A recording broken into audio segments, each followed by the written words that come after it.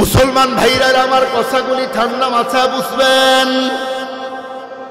বিশ্ব নবী তিরোধানের পরে এই পৃথিবীর প্রথম খলিফা হলেন হযরতে সিদ্দিক আকবর রাদিয়াল্লাহু তাআলা আনহু।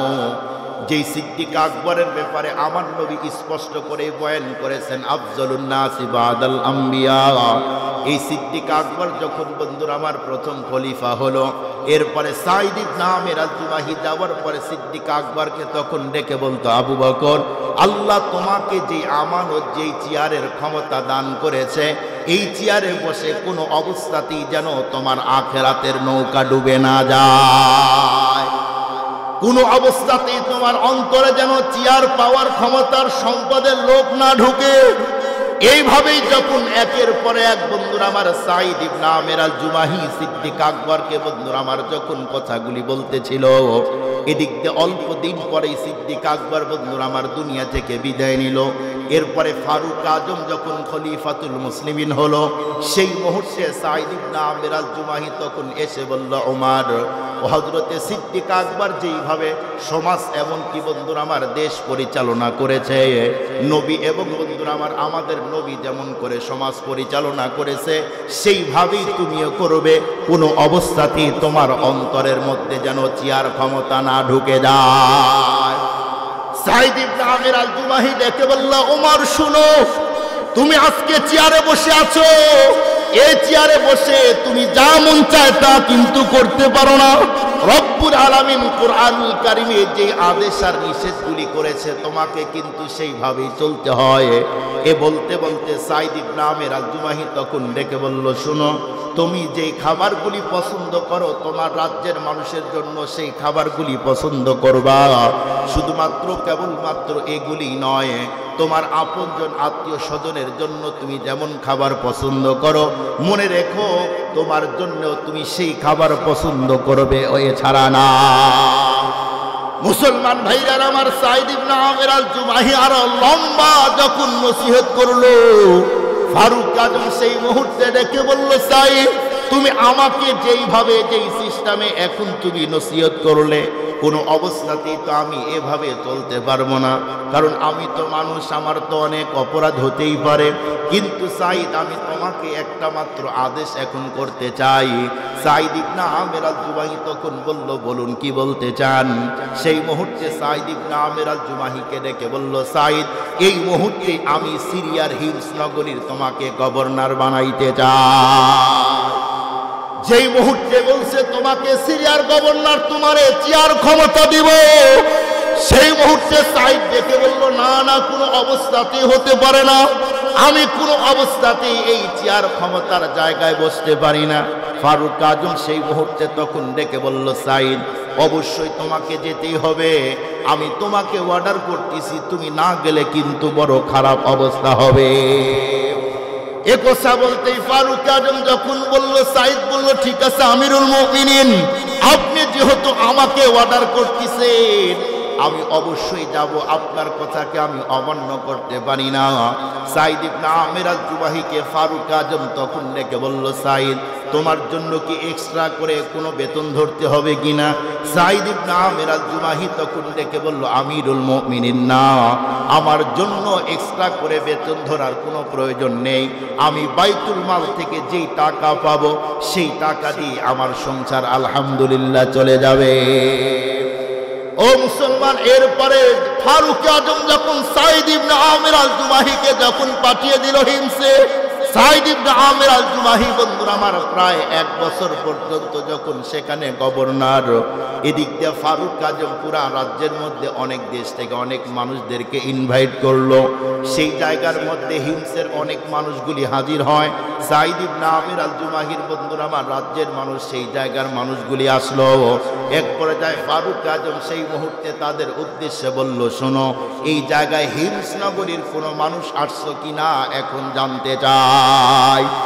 এ কথা বলতেই তখন বন্ধুরা আমার কিছু লোক ফারুক আজমের সাথে সৌজন্য সাক্ষাৎ করলো। এরপরে ফারুক আজম ডেকে বলছে, শুনো, তোমরা তো হিমস নগর থেকে এসেছো, হিমসের মানুষদের তুমি একটু বন্ধুরা আমার এখন গরিবের একটা লিস্ট দাও। এক পর্যায়ে হিমসের মানুষগুলি তখন একের পর এক সিরিয়াল করে 100 জনের নাম লিখলো। 100 জনের নাম লিখে তখন ফারুক আজমের সামনে বন্ধুরা আমার কাগজটা হস্তান্তর করে দেয়।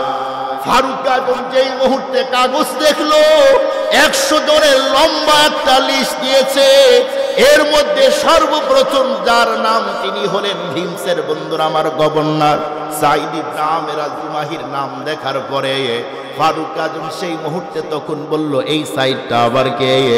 এক পর্যায়ে হিমসের মানুষগুলি তখন ডেকে বলল আমিরুল মুমিনিন, আমাদের রাজ্যের এই মুহূর্তে সবচেয়ে বড় গরিব হলো হিমসের সাইদ ইবনে আমের আল জুমাহি। আল্লাহু আকবার বলেন। এ কথা শুনতে সাইদ ইবনে আমের আল জুমাহির কথা শুনতে ফারুক আজম ডেকে বলল তুমি কি বললে? তোমার রাজ্যে তোমার ওই জায়গায় হিংসা করি সব মানুষগুলি তো কোটি কোটি টাকার মালিক, সেই জায়গায় তো আমার সাইদ গরিব হওয়ার কথা না। সেই মানুষগুলি তখন বলল না, সাইদের ঘরের মধ্যে কোনো খাবার থাকে না। লম্বা কথাগুলি বলতে তখন বন্ধুরা আমার দুধকে ডেকে বলল ফারুক আজম এই দুধটি একটু এদিকে আয়। এক পর্যায়ে বন্ধুরা আমার যখন তার কাছে হাজির হয় সেই মুহূর্তে ফারুক আজম বলল যাও এই মুহূর্তেই তুমি বাইতুল মাল থেকে 1000 স্বর্ণ মুদ্রা নিয়ে তুমি হিমসের গভর্নর সাইদ ইবনে আমের আল জুমাহির কাছে হাদিয়ে দাও।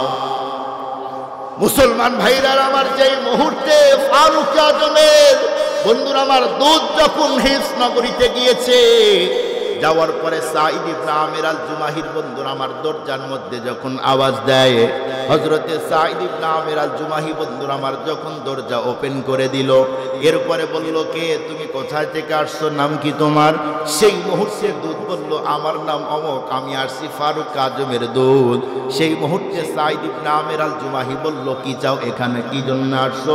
সেই মুহূর্তে বলল আমিরুল মুমিনিন এখন আমাকে পাঠিয়েছে আপনার জন্য এই যে স্বর্ণের 1000 স্বর্ণ মুদ্রা হাদিয়া। এ কথা শুনতে বন্ধু আমার সাইদ ইবনে আমের আল জুমাহি ইন্না লিল্লাহ, যেই মুহূর্তে ইন্না লিল্লাহ বলে আওয়াজ দিয়েছে, সাইদ ইবনে আমের আল জুমাহির বন্ধুরা আমার ওয়াইফ তখন ঘর থেকে দৌড়িয়ে আসলো। আসার পরে দেখে বলল কি হয়েছে আপনার, আপনি ইন্না লিল্লাহ বললেন কেন? সেই মুহূর্তে বলল মক্কার জমিন থেকে দূত আসছে, ফারুক আজমের বন্ধুরা আমার দূত এসেছে। এ কথা বলতেই তখন তার বেগম ডেকে বলল হিমসের গভর্নর সাইদকে বলল স্বামী তাহলে কি আমিরুল মুমিনিন হযরতে ওমর ফারুকের মৃত্যু হয়েছে? সাইদ ইবনে আমের আল জুমাহি বলল না না, তার চেয়ে বড় মারাত্মক জিনিস। সেই মুহূর্তে বলল বলুন কি তাহলে? এক পর্যায়ে বলল তাহলে কি পুরা মুসলমান মরে গেছে? তাহলে কি মুসলমানগুলি শহীদ হয়েছে নাকি? এ কথা বলতেই বলল না, মুসলমান শহীদ হয় নাই, তার চেয়ে মারাত্মক। সাইদ ইবনে আমের আল জুমাহির স্ত্রী তখন বলল স্বামী তাহলে কি? সাইদ ইবনে আমের আল জুমাহি তখন বলল শোনো, আমার ঘরের মধ্যে দুনিয়া ঢুকেছে, আমার আখিরাত নষ্ট করতে চায়।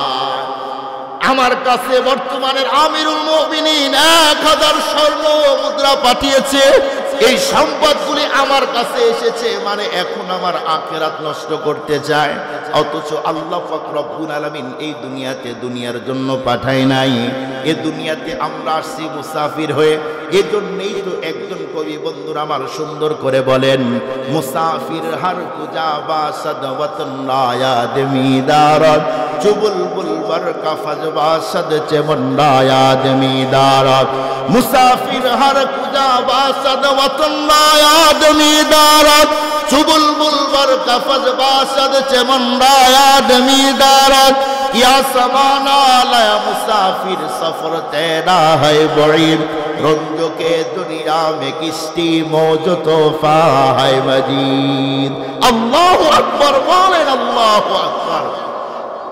कवि बोलें पृथिवीर मुसाफिर पथिक मने रेखो दुनियाते चलते गिये এই দুনিয়ার সাগরে চলতে গিয়ে তোমার আখিরাতের নৌকা যেন ডুবে না যায়। আল্লাহু আকবার, আল্লাহু আকবার। অথচ এ দুনিয়ার কত মানুষ দুনিয়ার জন্য আখিরাতের নৌকা ডুবিয়ে দিতেছে। কথা বলেন ঠিক না বেটি? সম্মানিত মুআজ্জাজ মুহতারাম হাজিরিন, সাইদ ইবনে আমির আল জুমাহি চোখের পানি ছেড়ে বলল যে না, এই সম্পদ আমি নিতে চাই না। আমরা জানি নবীজি বলেন তাহাদ্দু তাহাব্বু, হাদিয়া দিলে মহব্বত বাড়ে। অথচ সাইদ ইবনে আমির আল জুমাহি পেরেশান। সাইদের স্ত্রী তখন বলল, স্বামী আপনি পেরেশান করেন না। পেরেশান কিসে? আপনাকে আমি সুন্দর একটা পরামর্শ দিই। কি? বলে সব সম্পদ এই দুধ থাকতে আপনি আল্লাহ রাস্তা দান করে দেন। আর একটু সুবহানাল্লাহ আসতে বলে। বর্তমানে কোটি টাকার উপরে সম্পদ। আমার মতো মোল্লা মানুষের কেউ যদি 1 কোটি টাকা হাদিয়া দেয়, কোন দিক দিয়ে যে লাভ দিব আল্লাহ জানে, জ্ঞান কতক্ষণ থাকবে না। সেই জায়গায় সাইদ ইবনে আমির আল জুমাহির জায়গাটা আমি জামালি যদি থাকতাম, সম্পদ নিয়ে দরজা আটকা দিয়ে ঘরের মধ্যে এমন লাভ দিতাম, জান থাক আর যা, কারণ অনেক টাকা। কিন্তু সাইদ ইবনে আমির আল জুমাহির অন্তর এমন ভাবে নবী সংস্কার করলেন, এখন সম্পদ হাতে গিয়েছে, পেরেশান। আল্লাহু আকবার, আল্লাহু আকবার। এজন্য আজকে যাদের অন্তরে দুনিয়ার মহব্বত, সম্পদের মহব্বত, বিল্ডিং এর মহব্বত, ওই মানুষগুলি একজন আরেকজনকে খুন, গুম, হত্যা, আয়না ঘরে ঢুকাইতে পর্যন্ত ভয় করে না। খুব ভালো করে বুঝবেন, যার অন্তরের মধ্যে দুনিয়ার মহব্বত, সম্পদের মহব্বত, ওই লোকটা নিজের ভাইকে হত্যা করতে পর্যন্ত একটু তার কলিজা কাঁপে না। সাইদ ইবনে আমির আল জুমাহি তখন ডেকে বলল, জাইদুদ তুমি একটু দাঁড়াও। ওনার উপস্থিতিতেই পুরা সম্পদগুলি সব দান করে দিয়েছে হিমসের মানুষদেরকে। হিমস কোন নগর জানেন? হিমস হলো বর্তমান যেমন অস্ট্রেলিয়া, এরপরে আবুধাবি, এরপরে কি বলে দুবাই, এরপরে আমাদের চট্টগ্রাম, এগুলি বাণিজ্যিক রাষ্ট্র। বর্তমান পৃথিবীর মধ্যে যেমন কি বলে দুবাই, অন্য অন্য রাষ্ট্র যেমন বাণিজ্যিক রাষ্ট্র, সেই সময় হিমসনগর ছিল। সেই জায়গার হিমসের প্রতিটা মানুষ ধনী। আমরা জানি যেই অঞ্চলের জনগণ গরিব ধনী হয়, বলুন তো ওই অঞ্চলের নেতারা গরিব হয় না ধনী হয়? কথা বলেন না কেন ভাই? হ্যাঁ, এই অল্প টাইম 5-10 মিনিট হুজুর চলে আসবে ইনশাল্লাহ। আপনারা ভাবতেছেন এই হুজুর যায় না কে? যাবো যাইতেছি, তারা একটু 10 মিনিট। সম্মানিত মুআজ্জাজ মুহতারাম হাজিরিন, যে অঞ্চলের জনগণ ধনী হয়, ওই নেতা কি গরিব হয়? কথা বলেন না কেন ভাই? ওই নেতাও ধনী হয়। যেমন আমাদের দেশেই তো দেখলাম, পেপার পত্রিকা খুললেই উন্নয়ন, ফেসবুক খুললেই উন্নয়ন, টিভির দিক তাকালেই উন্নয়ন। মনে আছে নি 16 বছর শুধু উন্নয়ন আর উন্নয়ন, উন্নয়ন আর উন্নয়ন। তবে উন্নয়ন হয়েছে, উন্নয়ন হয়নি তা না। উন্নয়ন হয়েছে দেশের না, উন্নয়ন হয়েছে নেতার নেত্রী। কথা বলেন না কেন ভাই? তাদের উন্নয়ন হয়েছে। আগে বাদাম বিক্রয় করত, চা বিক্রয় করত, কোন রকম ওকালতি করত। আর এখন এমপি মন্ত্রীর যেই টাকা, তার চেয়ে তার শালার টাকাই বেশি। শালা শব্দ কি আপনারা খারাপ দিন নিলেন? আরে ভাই তাহলে শুনেন, ব্রাদারিং ল। এবার ঠিক আছে না? কেউ যারা বুঝার তারা বুঝেন, সব মানুষের বুঝার আর দরকার নাই।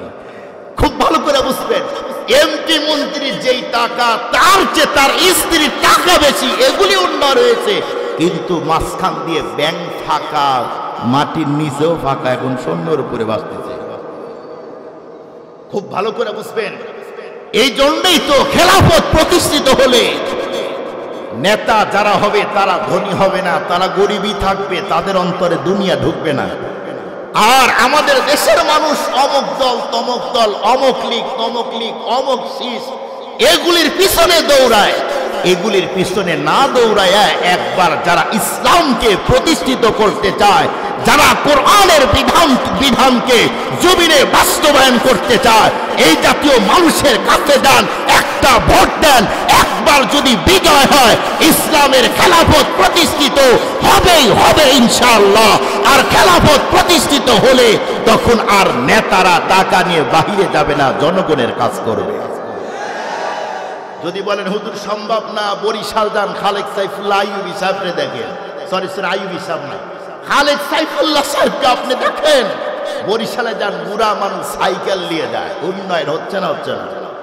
হচ্ছে কি হচ্ছে না? হচ্ছে। এগুলার সাথে থাকেন, ঠান্ডা বাতাস পাইবেন। কি ভাই কথা বলেন না কেন আপনারা? কিন্তু যদি না থাকেন, মনে রাখেন আমাদের এলাকায় একজন ডাকাতি করত দিন দুপুরে। সেই লোক বলল যে আমি মেম্বারে দাঁড়াবো, যদি তোমরা আমারে ভোট না দাও একটা গরু কিন্তু গরুর জায়গায় থাকবে না, সবগুলো আমার কাছে আসবে। সম্পর্কের আমার নানা হয়। এইবার তো আর আপনাদের ভুল বুঝাবুঝির কোনো কারণ নাই। কি ভাই, আমার সনদ বড় মজবুত, আমার নানা হয় সম্পর্কে, ভয় নাই। ওই নানা বলছো যে তোরা যদি আমারে ভোট না দিস তাহলে কিন্তু গরুর জায়গা থাকবে না, যদি ভোট দিস সব ঠিকঠাক থাকবে। তার মানে এই জাতীয় লোক যারা অপরাধ, অন্যায়, চুরি, লুটতরাজ করেছে, ওরা যদি চেয়ারে থাকে তাহলে তো দেশের উন্নয়ন সম্ভব না।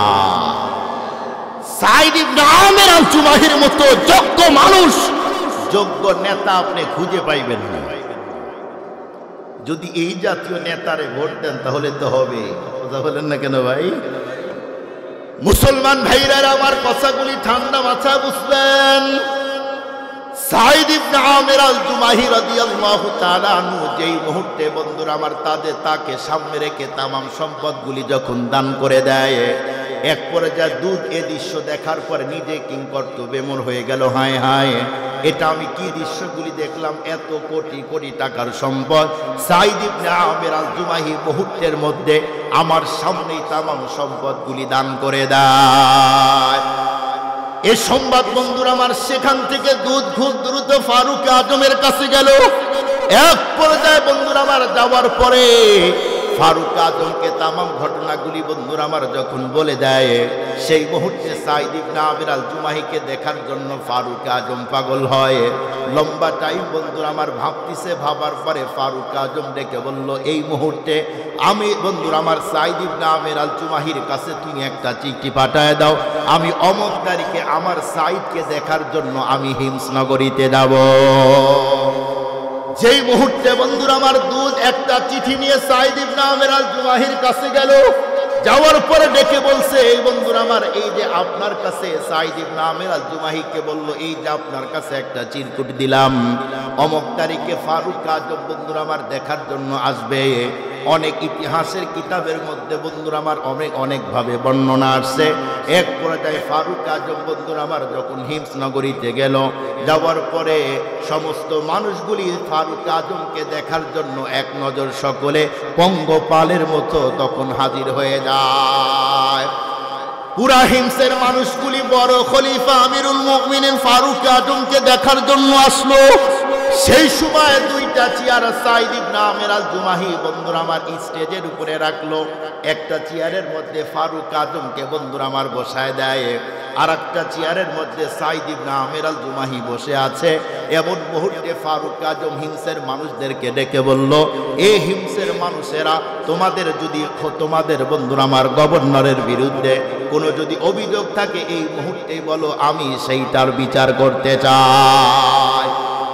একথা বলতে বন্ধুরা আমার প্রথমে একজন দাঁড়িয়ে গেল, এরপরে দ্বিতীয় জন দাঁড়িয়ে গেল, এভাবে এক টান দিয়ে বন্ধুরা আমার চারজন দাঁড়িয়েছে।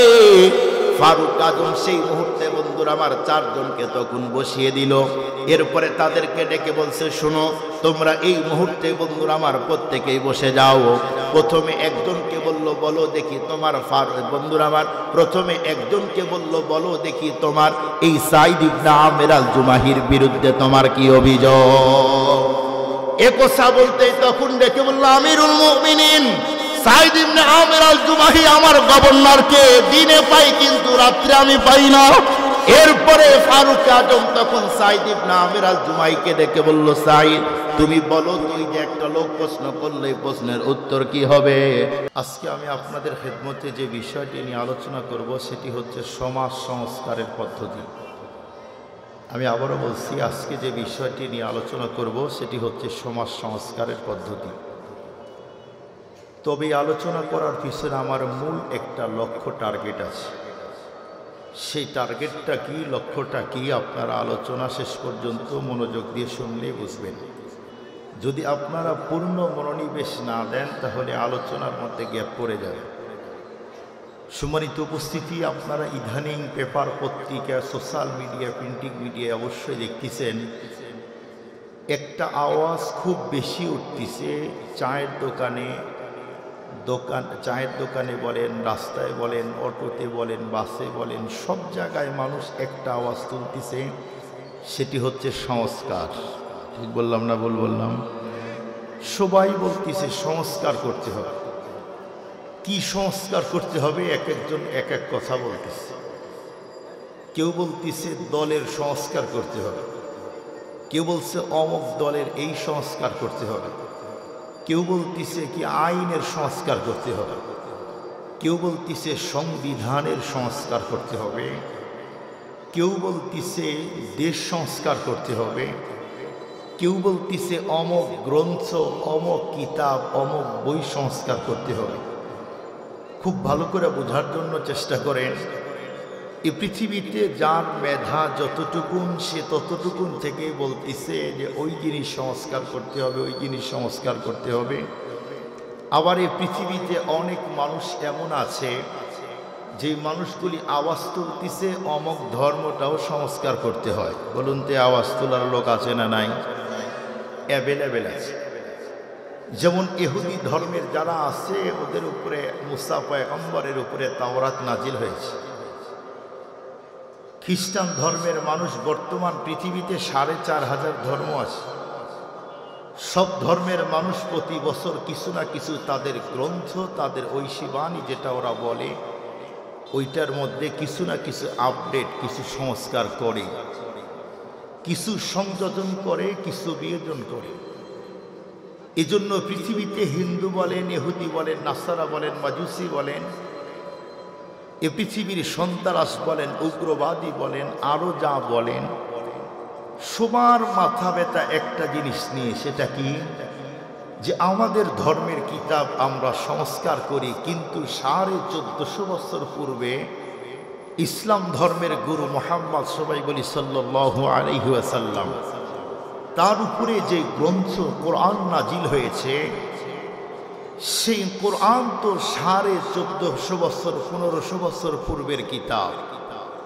সেই কিতাবটা এখনো সংস্কার করা হয় না কেন? এই কিতাবের মধ্যে মানুষকে উস্কানি দেওয়ামূলক বক্তব্য আছে। আবার ওরা বলে এই কিতাবের মধ্যে ডাইরেক্ট সন্ত্রাসী করার কথাও আছে। বলুন তো দেখি, আমাদের যে গ্রন্থ কোরআনে কি সন্ত্রাসীমূলক কাজ করার কথা আছে? আপনারা আওয়াজ দিয়ে, এত মানুষ এত আস্তে আওয়াজ দিলেন, সবাই বলেন আছে আছে। যারা আওয়াজ দিতেছেন না তাদের বুঝি এই গ্রন্থের প্রতি আপনাদের সন্দেহ আছে। তার মানে কোরআনে বিন্দু মাত্র উগ্র জাতীয় কথা, উস্কানিমূলক কথা, এমনকি সন্ত্রাসীমূলক কোনো কথা কোরআনের কথাও নাই। তাহলে ওরা বলে কেন? তার মানে আমাদের কোরআনে আল্লাহ জিহাদের আয়াত নাজিল করেছেন। খুব ভালো করে বুঝবেন, ওরা এটাই বলতে চায় যে কোরআনের মধ্যে সন্ত্রাসী বক্তব্য আছে, তার মানে জিহাদকে তারা সন্ত্রাসী বানিয়ে দিয়েছে। খুব ভালো করে বুঝবেন, কোনো মানুষ যদি জিহাদের আয়াতকে অস্বীকার করে, কোনো মানুষ যদি জিহাদের আয়াতকে কোরআন থেকে মাইনাস আর বাইপাস করে কিছু সংযোজন করতে চায়, যেমন আমাদের দেশে সাবেক সরকারের আমলে কিছু নেতা ছিল যারা ঈমান বিক্রয় করে হলেও দুনিয়াতে চেয়ার আর ক্ষমতা, টাকার লোভে কোরআনের বিপক্ষে বক্তব্য দিয়েছে। তারা বলতো কি, যে জিহাদের আয়াতগুলি হুজুর আপনারা বলবেন না, তার মানে কি? তার মানে কি? শুধু তাই নয়, ইন্ডিয়াতে প্রায় 25টা আয়াতের উপরে যেগুলি জিহাদের আয়াত, সেইগুলি কোরআন থেকে সংস্কার করে বাদ দেওয়ার জন্য রিট পর্যন্ত করেছিল তাদের অ্যাসেম্বলিতে। খুব ভালো করে বুঝবেন, কোরআন এমন একটা গ্রন্থ যে কোরআনকে সংস্কার করার যোগ্যতা পৃথিবীর কোনো মানুষের নাই। কোরআনকে সংস্কার করবেন, আয়াত বাদ দিবেন, আবার ঢুকাবেন, এত সোজা না। আপনি তো কত বড় পণ্ডিত, আপনার বাবার, তার বাবা, তার দাদা, তার 14 পুরুষ যেই যুগে কোরআন নাজিল হয়েছে, সেই যুগের মানুষও কোরআন সংস্কার, কোরআনের বিপক্ষে। এমনকি ওরা বক্তব্য দিয়েছে কোরআন আল্লাহর পাঠানো নয়, এটা মুহাম্মাদের তৈরি করা। নাউজুবিল্লাহ বলেন। কোরআনে আসছে যখন চ্যালেঞ্জ করলো তারা, আল্লাহ পাক রব্বুল আলামিন কোরআনের আয়াত নাজিল করলেন, ওয়া ইন কুনতুম ফি রাইবিম মিম্মা নাযালনা আলা আবদিনা। এই আয়াতে আল্লাহ তাআলা তাদেরকে বললেন, তোমরা যদি পারো তাহলে কোরআনের মতো একটা কোরআন, একটা সূরা আয়াত নাজিল করে তৈরি করে দেখাও, একটা বানায় দেখাও। তোমাদের যদি দাবি হয় মুহাম্মদে কোরআন তৈরি করেছে, এটা তো তোমাদের দাবি। তোমাদের মাঝেই তো 40 বছর পর্যন্ত আমার দোস্ত মুহাম্মদ পৃথিবীর কোনো মানুষের কাছে একটি হরফ, একটি বর্ণের কোনো জ্ঞান অর্জন করলো না। সেই মানুষ যদি এত সাহিত্যিকপূর্ণ গ্রন্থ তৈরি করতে পারে, তোমরাও তো অনেক বড় সাহিত্যিক, তৈরি করে দেখাও। খুব ভালো করে বুঝবেন, তারা যখন পারলো না আল্লাহর কোরআনে, আল্লাহ আরো বলেন, কুল্লা ইন ইসতামাআতিল ইনসু ওয়াল জিন। তোমরা যদি একা না পারো, জিন জাতিকে সাহায্যের জন্য না, 2 গ্রুপ মিলে আমি আল্লাহর কোরআনের মধ্যে একটা কোরআন সূরা আয়াত নাজিল করে দেখাও, তারাও পারলো না। এরপরে আল্লাহ ফাইনাল কি বললেন? এগুলি লম্বা কথা, আমি শুধু পয়েন্ট আউট করব। ফাইনাল আল্লাহ বক্তব্য দিলেন কি, ফাইন লাম তাফআলু, যদি তৈরি করতে না পারো, ওয়ালান তাফআলু, কখনোই পারবে না। বলুন তো বলেছেন কে? ফাইন লাম তাফআলু, যদি না পারো, ওয়ালান তাফআলু, কখনোই পারবে না। লম্বা কথা বলতে চাই না, সহজ করে বোঝার জন্য, আয়াতের গভীর পর্যন্ত ঢোকার জন্য একটা মিসাল দিই, তাহলে বুঝবেন। আমরা প্রত্যেকেই জানি আল্লাহ যা আমাদের যে মেডিসিন মেটেরিয়াল দিয়ে, যে যোগ্যতা, যে মেধা দিয়ে দুনিয়াতে পাঠিয়েছেন, আল্লাহ জানে মানুষ দুনিয়াতে যাওয়ার পরে বিশ্ব প্রযুক্তির যুগে হাজার রঙের জিনিস আবিষ্কার করবে। মানুষগুলি তার মেধা, তার যোগ্যতা দিয়ে মহাশূন্যের উপরে তারা ঘুরবে। মানুষগুলি তার মেধা, তার যোগ্যতা দিয়ে পানির মধ্যে দিয়ে টনকে টন জিনিস আবিষ্কার করবে। মানুষ তার মেধা, তার যোগ্যতা দিয়ে আইপ্যাড আবিষ্কার করবে, ডেস্কটপ আবিষ্কার করবে, আইফোন আবিষ্কার করবে। মানুষগুলি কম্পিউটার আবিষ্কার করবে। মানুষ তার যোগ্যতা, তার মেধা দিয়ে কিয়ামতের আগ পর্যন্ত হাজার রঙের জিনিস আবিষ্কার করতে সক্ষম হবে। আমি মানুষকে মেধা দিয়েছি হাজার রঙের জিনিস আবিষ্কার করতে সক্ষম হলেও, আমি এই মানুষকে যেই যোগ্যতা, যেই মেডিসিনার মেধা দেওয়া দুনিয়াতে পাঠাইলাম, এই মানুষ কখনো তার মেধার যোগ্যতা দিয়ে কখনো আমি আল্লাহর কোরআনের মতো একটা কোরআন, একটা সূরা, একটা আয়াত কখনো নাজিল করতে পারবে না।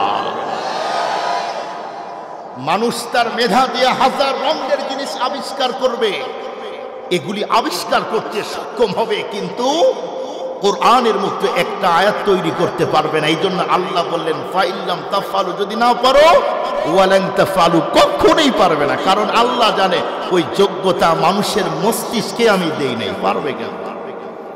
খুব ভালো করে বুঝবেন, আমি লম্বা কথা বলতে চাই না। তার মানে পৃথিবীর প্রতিটি মানুষ এখন আওয়াজ তুলতেছে সংস্কার, দলের সংস্কার, আইনের সংস্কার, সংবিধানের সংস্কার। এগুলি সংস্কার করেন, কিন্তু সব জায়গায় সংস্কার করতে যায়েন না। যদি সংস্কার করতে করতে ইসলামকেই সংস্কার করতে চান, কোরআনকেই সংস্কার করতে চান, তাহলে কিন্তু এমন বিপদে পড়বেন, 1000 ওই যে কি বলে কারেন্টের যে তার আছে, একটার পাওয়ার অনেক বেশি, ওই তারে যদি হাত দেন বাঁচবেন না। আবার নরমাল তার আছে, এখানে হাত দিলে শর্ট করে পড়ে যাবেন।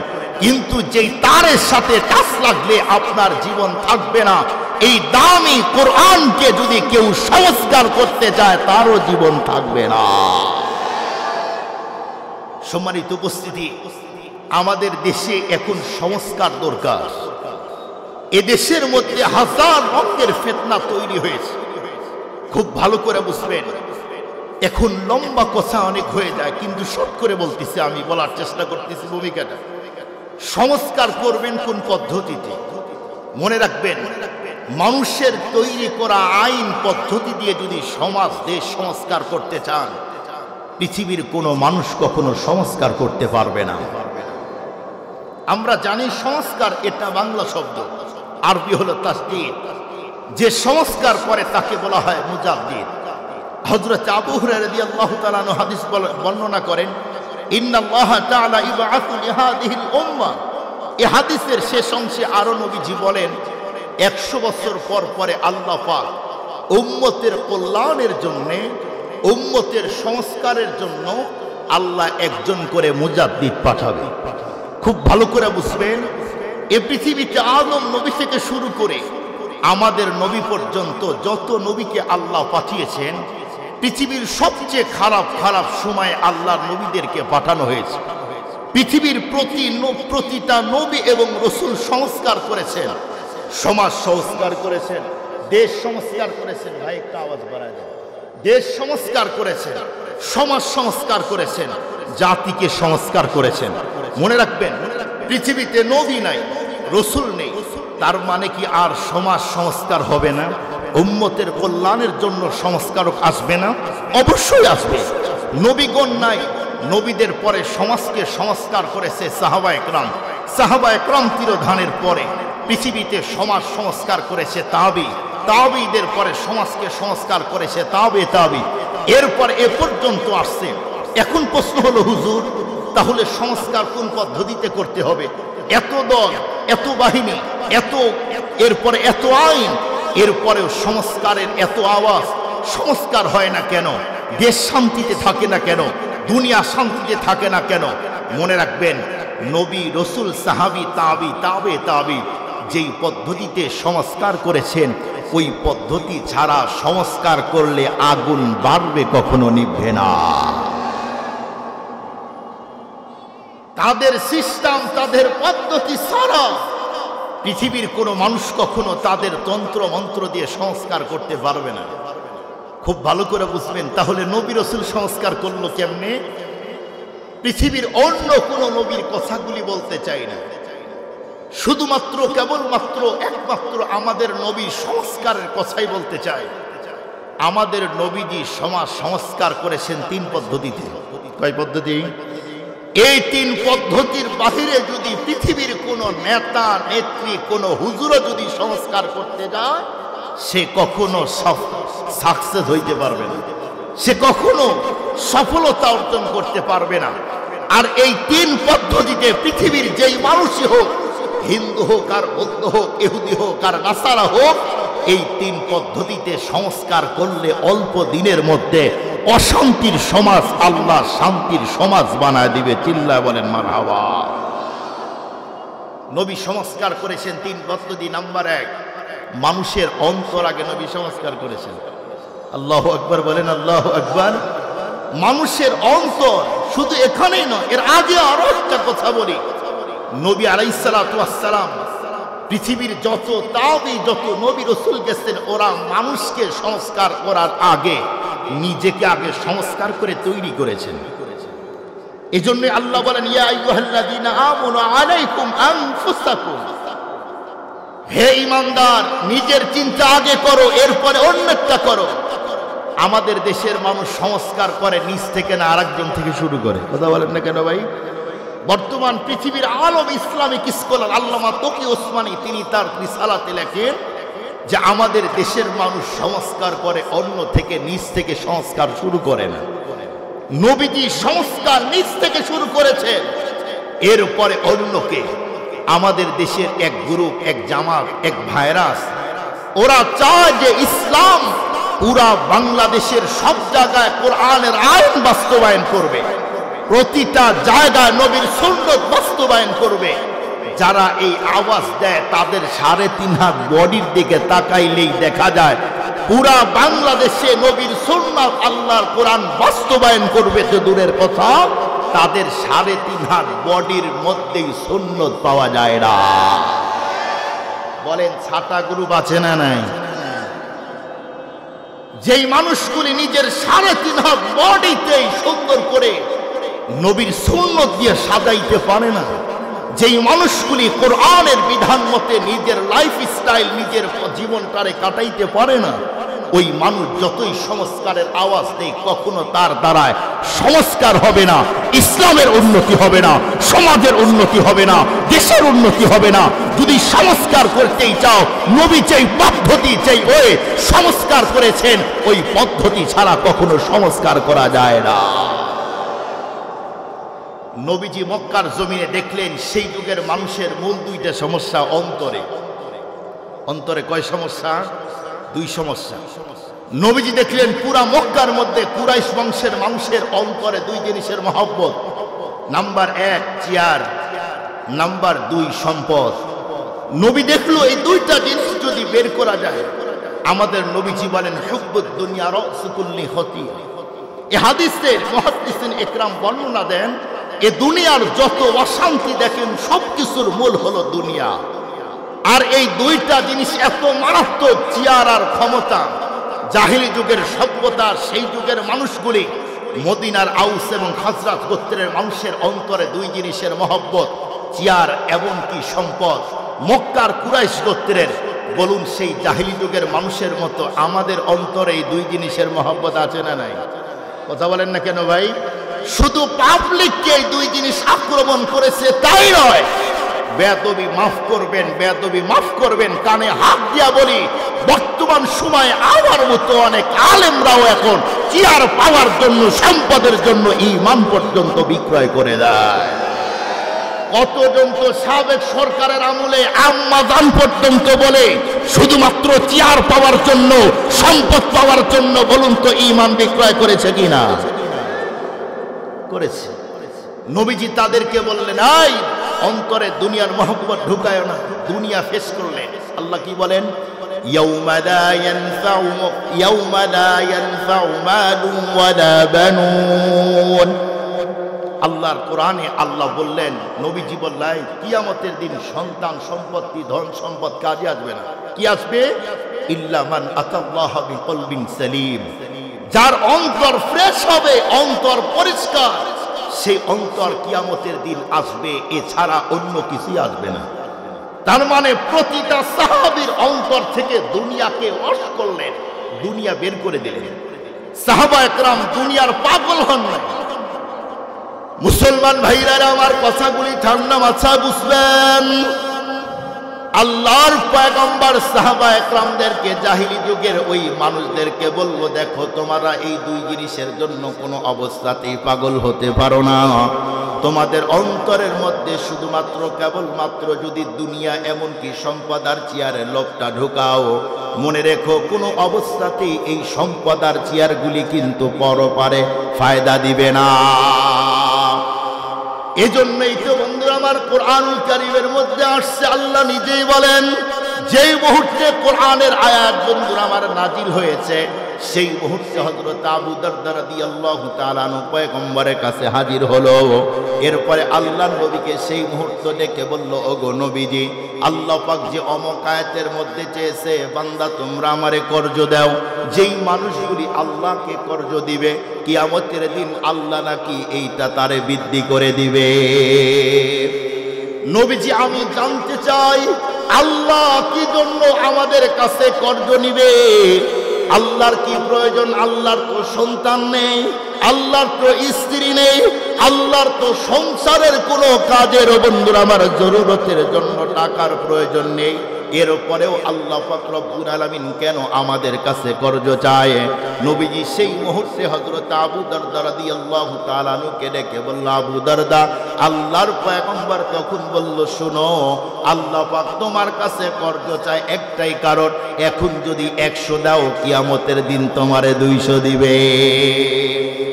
এ কথা বলতে আবু দারদা পাগলের মতো নিজের বাগানে দৌড় দিয়েছে। এরপরে সেখান থেকে আবার আসলেন, আসার পরে আল্লাহর নবীকে তখন ডেকে বলল, নবীজি, আল্লাহ আমাকে 2টা বাগানের মালিক বানিয়ে দিয়েছে, এজন্য আজকে আমি 2টা বাগান আমার মালিককে কর্জ দিতে চাই। আল্লাহ যেন কিয়ামতের দিন আমার 2টা বাগানের ডাবল করে নেকি দিয়ে দেয়। মুসলমান খুব ভালো করে বুঝবেন কোন সাহাবী আবু দারদা, যার অন্তরের মধ্যে শুধু দুনিয়া, যে আবু দারদার অন্তরের মধ্যে দুনিয়া এমনকি চেয়ার ক্ষমতার পাওয়ার ছিল, সেই সময় বন্ধুরা আমার আবু দারদার অন্তর থেকে যখন নবী দুনিয়া বের করে দিল, এরপর এখন আবু দারদা নবীকে বলল, নবীজি আমার দুইটা বাগানি এখন আমি আল্লাহকে দিতে চাই। আল্লাহু আকবার বলেন। শুধুমাত্র কেবলমাত্র তাই নয়, এই আয়াত যখন নাজিল হয়েছে এক পর্যায়ে হযরত ওমরে ফারুক সবচেয়ে দামি বন্ধুরা আমার তলোয়ার নিয়ে নবীর কাছে আসলো। আসার পরে আল্লাহর পয়গম্বরকে তখন বলল, নবীজি এই যে আমার সবচেয়ে দামি জিনিস এইটা আল্লাহকে দিতে চাই, কারণ এখন যদি আল্লাহর এত কিছু বন্ধুরা আমার আল্লাহকে যদি এমন জিনিস দান করে দেই, এই জিনিসগুলি যদি আল্লাহকে কর্জ দেই, তাহলে নিশ্চিত আল্লাহ কিয়ামতের দিন আমারে ডাবল দিয়ে দিবে। আল্লাহু আকবার বলেন, আল্লাহু আকবার। সম্মানিত মুআজ্জাজ মুহতারাম হাজিরিন, সাহাবায়ে কেরাম এমনই ছিলেন, তাদের অন্তর নবীজি এমন ভাবে প্রেস করলেন, ওদেরকে বললেন, ইয়াউমা লা ইয়ানফাউ মালুন ওয়ালা বানুন ইল্লা মান আতাল্লাহ বিকলবিন সালিম। কিয়ামতের দিন সন্তান সম্পদ আসবে না। এজন্যই সাহাবায়ে কেরাম দুনিয়া অন্তরের মধ্যে ঢুকায় নাই, অন্তর ফ্রেশ করে দিয়েছেন। নবীজি প্রথম সংস্কার করেছেন তাদের অন্তর। বলুন তো এই পদ্ধতিটা আমরা কি এখন সংস্কার করি? কথা বলেন না কেন ভাই? করি কি আমরা? না না, শুধু এখানেই নয়, কোটি কোটি টাকার মালিক ছিলেন সাহাবায়ে কেরাম, যারা ক্ষমতা চেয়ার পাওয়ার জন্য সম্পদের জন্য তাদের অন্তরে এত দুনিয়ার মহব্বত ছিল, সবগুলি নবী এমন ভাবে সংস্কার করলেন, এখন কোন সাহাবী অন্তরে দুনিয়ার কিছুই রাখতে চায় না। আল্লাহু আকবার বলেন, আল্লাহু আকবার। নবীজি তাদেরকে বুঝাইলো, দুনিয়া কিছুই না, এ দুনিয়া কিছুই না, সম্পদ দাও, আখিরাতের জন্য পাগল হও। নবী আলাইহিস সালাতু ওয়াস সালাম একদিন সাহাবীদেরকে নিয়ে রাস্তায় চলতেছে, এমন মুহূর্তে নজর করে দেখে পাশেই একটা মোরা ছাগল, কান ছাড়া, কান নেই। এই ছাগলটা পেট ফুলে ফেটে দুর্গন্ধ বের হয়েছে। নবীজি তখন দেখে বলল, এই সাহাবীরা, ওই যে একটা ছাগল দেখো। বলে, হ্যাঁ নবী দেখা যায়। বলে, ওই ছাগলের মালিক যদি আমি হই, এখন ধরে নাও ছাগলের মালিক আমি, এই ছাগলটা তোমাদের কাছে বিক্রয় করতে চাই, তোমরা কি কিনবে? সব সাহাবী হেসে দিলেন, ওগো নবীজি এটা কি বলেন? আপনি নবী মোরা ছাগল বিক্রয় করবেন? পৃথিবীর কোন পাগল যার মস্তিষ্ক আছে, মস্তিষ্কের ভারসাম্যহীন পাগল, সে তো কিনবে না। ওগো নবীজি এটা কেমনে হয়? বলুন তো নবীকে কত সুন্দর করে সাহাবায়ে কেরাম উত্তর দিয়েছে। কথা বলেন না কেন ভাই? নবীজি বলল, আরে না, ধরে না, ওই ছাগলের মালিক, তোমরা কি আমরা কিনবে? তোমরা কি আমার কাছ থেকে কিনবে? এ কথা বলতেই নবী আলাইহিস সালাতু ওয়াস সালামকে সাহাবী বলল, ওগো নবীজি না, 1 টাকা দিয়েও কেউ কিনবে না। বলে, 1 টাকাই দাম, তবুও তোমরা নাও। বলল, না নবীজি 1 টাকা দিয়েও কেউ কিনবে না। খুব ভালো করে বোঝার জন্য চেষ্টা করবেন, সাহাবায়ে কেরাম নবীর সাথে কখনো উচ্চ আওয়াজ করে কখনো বক্তব্য দেয় নাই। কোনো আওয়াজ, নবী যদি কোনো কথা বলতেন এরপরেও ভদ্রতার সাথে উত্তর দিয়েছে। আর বর্তমানে দক্ষ আর কষ্ট নিয়ে বলতে হয়, কালেমা সহি করে বলতে পারে না, দরুদ শরীফ সহি করে বলতে পারে না, দয়ে কুনুত ধরলে পেশাব করে দিবে, এরপরেও 50 বছর নামাজ পড়ে ইমামের পিছনে, ইমাম যদি একটু এদিক সেদিক হয়, বলুন তো দেখি ইমামের বিরুদ্ধে কথা বলার লোক আছে না নাই? কথা বলেন, কথা বলেন, আছে না নাই? আমরা তো পড়েছি এমনও মাযহাব আছে যেই মাযহাবে ইমামের বিরুদ্ধে কথা বললে তার ঈমান চলে যায়, অথচ যেই ইমামের কাছে নামাজ শিখলে, ইমামের কাছে কালেমা শিখলে, সেই ইমামের সাথে ভদ্রতার সাথে কথা বলতে পারো না, তুমি অরিজিনাল মুসলমান না। ইমাম তো নবীর নায়েব। এই চেয়ারগুলিতে বসেছেন নবীগণ, এই চেয়ারগুলিতে বসেছেন সাহাবায়ে কেরাম, এই চেয়ারগুলিতে বসেছেন তাবি। আজকের বর্তমান যুগে তো নবী পাবে না, সাহাবী পাবে না, তাবি পাবে না, এইগুলিতে বসবে উলামায়ে কেরাম। ইমামতির জায়গায় ও নবীগণ ইমামতি করেছেন, সাহাবী করেছেন, ওই জায়গায় তো এখন নবী পাবে না, সাহাবী পাবে না। ওই জায়গায় হক্কানি রব্বানি ওলামা একরাম ইমামতি করে, হক্কানি রব্বানি ওলামা একরাম মেম্বার থেকে আওয়াজ দেয়। যেই জায়গায় বসে নবীর কথাগুলি বলে, নবী যেই জায়গায় বক্তব্য দিয়েছেন সেই জায়গায় সাহাবা একরাম বক্তব্য দিয়েছেন, সেই জায়গায় সাহাবী দিয়েছেন, ওই জায়গায় আলেমরাও বক্তব্য দেয়।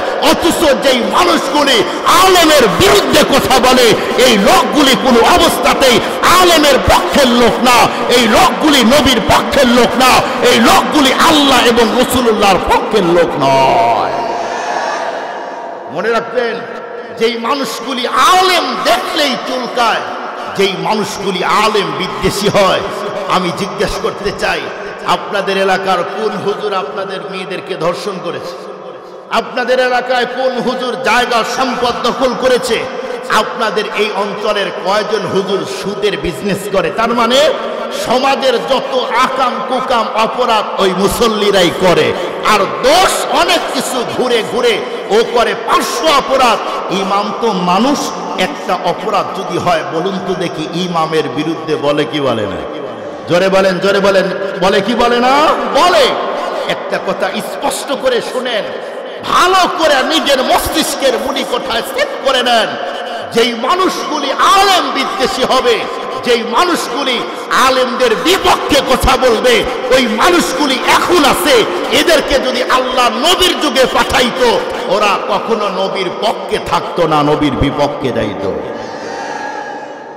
এখন যারা আলেমের বিপক্ষে, এরা যদি নবীর যুগে যায়, এরা যদি নবীর যুগে থাকতো, অবশ্যই এরা আবু জেহেলের কাতারেই দাঁড়াইতো। আমার সহি কথা বুঝলেন? স্পষ্ট কথা কি বুঝলেন আপনারা? নবীকে কত সুন্দর করে সাহাবা একরাম উত্তর দেয়। আর বর্তমান যুগের মুসল্লিরা গায়ে, হুজুর এদিকে আছে না নাই, হুজুর এদিকে আসো, বসো। আমি যখন বক্তা হই নাই, সেই সময় পাবনা চাকরি করি, আমার মসজিদের সেক্রেটারি, নাম বলবো না কারণ মিডিয়া আছে, আল্লাহ জানে ওর কাছে যদি ভিডিওটা যায়, ভেজাল আছে না ভাই, মহব্বত করতো। ওর ফিটনেস বডি এমন কালার, পুরাটাই নাইজেরিয়া, এমন ঠোঁট মোটা বডি, হাতে মানুষ ক্যাচ ক্যাচ করে, হাতে মানুষ দেখলেই ভয় পায়। আমার মুয়াজ্জিন ইমাম ছিল ছোট সাইজে, একদম ছোট সাইজের, কিন্তু তেলাওয়াত বড় চমৎকার। ওকেরা কায় হুজুর এদিকে, ময়লা কেন? ঢাকার সাইজ দেখছেন কি সুন্দর, ভদ্রতার সাথে ডাকতেছে, হুজুর ময়লা কেন? বলেন এই জাতীয় কথা বলার লোক আছে না নাই? এই মিয়া, তুমি কাকে এই শব্দ দিয়ে ডাকলে? সে তো নবীর নাই, সে তো নবীর নাই। আমি একদিন আসতেছি আমার মাদ্রাসা থেকে, মসজিদটা কাছেই, জুমা পড়াই যেখানে, ওই মসজিদের গল্প করতেছি। তো ওই ছোট হুজুর ইমাম সাহেব আমাকে বলতেছে, হুজুর সেক্রেটারি বাসায় ডাকে। আমি বললাম যে সেক্রেটারিকে বইল প্রয়োজন যদি ওয়ার হয় ও যেন মসজিদে আসে, আমি ওর বাসায় যাইতে পারবো না। এটা গর্ব করে বলতেছি না। পরে ওই সেক্রেটারি শোনার পরে বলছে, বাবা হুজুরের দেখি সেই ভাব। আমি বলি, ভাব না, আলেমকে ইজ্জত করা শিখো, আলেমকে ইজ্জত করা শিখো। কোন মানুষ তো চটি বই পড়ে, বইটা 2-3টা মাসলা লেখে পকেটের মধ্যে নেয়, নিয়ে গোপন ভাবে বের করে, মনে তো আর থাকে না, বের করে বলে হুজুর মাসলা আগেই ঠিক করে যে হুজুর এই মাসলাটা কি হবে, তার মানে হুজুরকে ঠকাইতে চায়। কথা বলেন না কেন ভাই? আছে না নাই? আছে না নাই? এই জাতীয় হুজুরের পিঠ যদি নেন তাহলে তো বিপদ। আলেমের বিরুদ্ধে কথা বললে আলেমের কোনো কচুও হবে না, কিছুই হবে না, আপনার লস। সম্মানিত উপস্থিতি, আমি বলতেছিলাম নবী সাহাবীদেরকে বললেন, সাহাবা একরাম বলল, নবী যে মরা ছাগল তো কেউ নেবে না, ভদ্রতার সাথে চমৎকার ভাবে বলল। নবীজি বলল, দেখো তোমাদের কাছে যেমন এই ছাগলের 1 টাকার মূল্য নাই, আল্লাহর কাছে এই দুনিয়ারও 1 টাকার কোনো মূল্য নাই। যদি আল্লাহর কাছে এই দুনিয়ার কোনো মূল্য থাকতো, তাহলে কোনো নাস্তিক আর বেঈমান আর ইসকনের সন্ত্রাসী গ্রুপকে আল্লাহ কখনো 1 ঢোক পানি পান করতে দিত না। সম্মানিত মুআজ্জাজ মুহতারাম হাজিরিন, সাহাবা একরামের অন্তর ফেস করেছেন। যেমন আরো একজন সাহাবীর কথা বলি, আপনারা জানেন সাঈদ ইবনে আমির আল-জুমাহি রাদিয়াল্লাহু তাআলা। এই সাহাবী দেরিতে ইসলাম গ্রহণ করেছে। নবী যখন মক্কার জমিন থেকে হিজরত করে মদিনায় গিয়েছেন, সাঈদ ইবনে আমির আল-জুমাহি সেই সময় ইসলাম গ্রহণ করে। নবী আলাইহিস সালাতু ওয়াস সালামের কাছে সাঈদ ইবনে আমির আল জুমাহি কম টাইম থাকতে পেরেছেন। ইসলাম গ্রহণ করার কিছুদিন পরেই নবীজি তিরোধান, নবী চলে গেলেন। সাঈদ ইবনে আমির আল জুমাহি নবী যাওয়ার পরে এখন ভাবতেছে, হায় নবীর তো সান্নিধ্য পেলাম কম, এখন চলবো কেমনে? কিন্তু সাঈদ ইবনে আমির আল জুমাহি এত চেয়ার ক্ষমতার পাওয়ারের লোক ছিল, নবী এমন ভাবে অশ করেছে, এখন সাঈদ ইবনে আমির আল জুমাহি দুনিয়ার পাগল না।